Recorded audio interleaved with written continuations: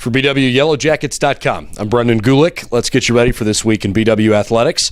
After what was a pretty good weekend for the Yellow Jackets last weekend, spring sports team's going to try to build on that here in the upcoming week ahead.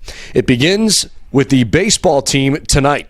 They've got, actually it's this afternoon really, they've got a game at 3 o'clock against Oberlin, looking for their 5th win in a row as the team starts to develop a little bit of a rhythm here, still pretty early on in the season.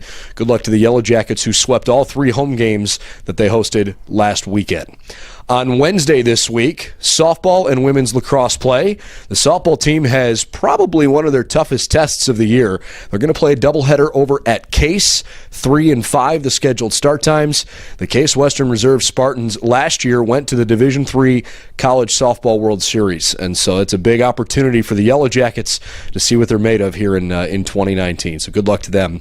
And the women's lacrosse team is now 3-0 at home. They're going to go on the road to play Worcester after a nice win at home against Allegheny in their last game. So good luck to them. They play at 6 o'clock on Wednesday night. Nobody competes on Thursday or Friday, but Saturday is definitely a busy day. And for lots of our teams, it's the start of conference play here in the springtime. We'll begin with the track and field team because they'll compete fairly early on Saturday at the Amy Adams Invitational hosted by Muskingum. The outdoor track and field season is now 1 event old, and they'll get rolling with their second weekend of competition. Last week was the first week of the outdoor season in general after the indoor nationals were a couple weeks ago. Congratulations to Zach Dysert. After his showing at the Indoor Nationals, he was the OAC Male Thrower of the Week this past week. So they'll compete starting at 11 o'clock on Saturday morning. The men's tennis team also competing really well. They've had a great season so far. After coming back from their spring break trip, they won last weekend 8-1. And on Saturday at noon, they're going to play at Grove City out in Pennsylvania, trying to continue what has really been a strong showing for them.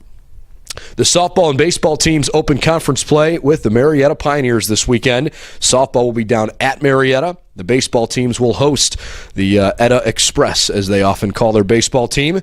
The first game of those doubleheaders begins at 1 o'clock on Saturday, and of course they'll play a second game whenever the first game finishes up.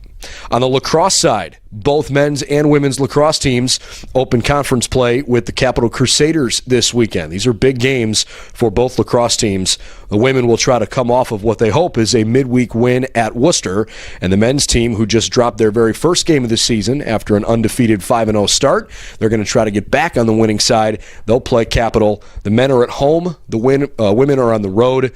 Both lacrosse games are at 1 o'clock on Saturday afternoon.